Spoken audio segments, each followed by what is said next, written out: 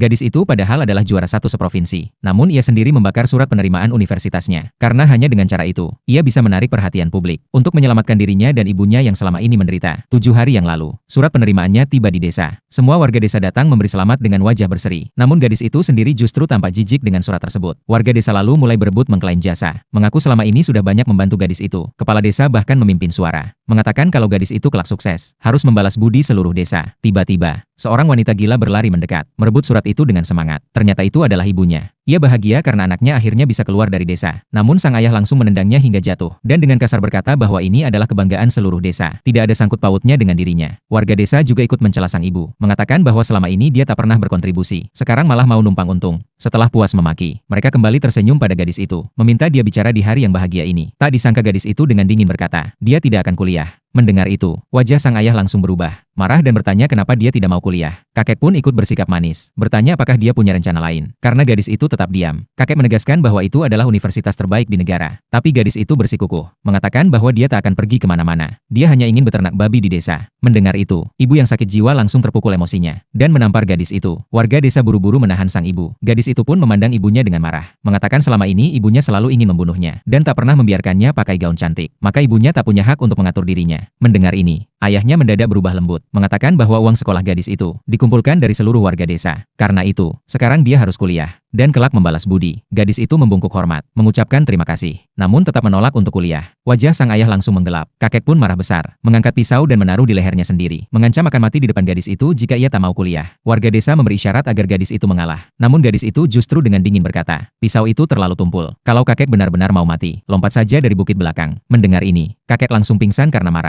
Ayahnya murka, mengangkat tongkat hendak memukulnya. Untung kepala sekolah dan guru wali kelas tiba tepat waktu. Guru wali langsung melindungi gadis itu, dan dengan sabar bertanya kenapa dia tak mau kuliah. Meski dibujuk berkali-kali, gadis itu tetap teguh, menyatakan bahwa ia tak akan masuk universitas. Mereka pun akhirnya mundur sementara, untuk mencari solusi. Ayahnya yang marah, berlutut di tanah sambil memaki-maki gadis itu. Sore harinya, ia menemui kepala desa, mengusulkan agar gadis itu dinikahkan dengan pemuda idiot di desa. Ia bahkan mengancam, kalau gadis itu masih keras kepala, maka selamanya akan tinggal di desa menjadi istri dan ibu rumah tangga. Esok paginya, ayahnya mengumpulkan seluruh warga desa, membawa pakaian pengantin, dan datang menjemput gadis itu dengan musik dan teriakan riang. Ia berkata, kalau gadis itu tak mau kuliah, maka harus menikah. Melihat pria idiot yang tersenyum tolol di sampingnya, gadis itu mundur ketakutan. Ibu yang sakit jiwa itu pun langsung memeluknya, bersujud dan menangis, memohon anaknya agar mau kuliah. Namun gadis itu ingat rencananya belum selesai, maka ia bimbang. Ayahnya pun segera menyodorkan pakaian pengantin, mengatakan ini adalah kesempatan terakhir. Bahkan ibunya pun dengan suara gemetar, memintanya kabur dari neraka ini. Gadis itu terdiam 2 detik, lalu dengan tegas berkata, dia setuju menikah. Ayahnya langsung memerintahkan pria idiot itu membawa gadis ke kamar.